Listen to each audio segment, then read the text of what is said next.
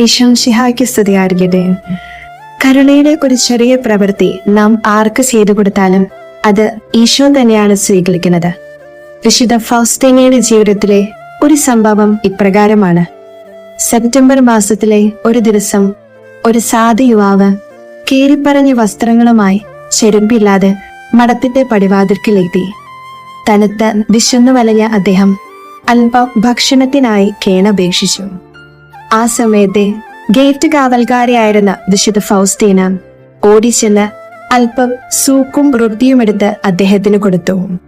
കാലിയായ പാത്രം തിരികെ നൽകവേ അയാൾ താൻ ആകാശത്തിന്റെയും ഭൂമിയുടെയും അതിനാഥനാണെന്ന് അവൾക്ക് വെളിപ്പെടുത്തിക്കൊണ്ട് അവിടെ നിന്ന് അപ്രത്യക്ഷനായി.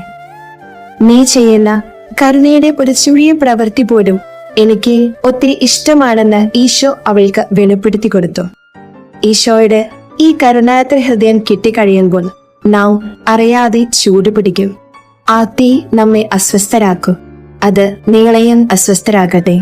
ആമേൻ.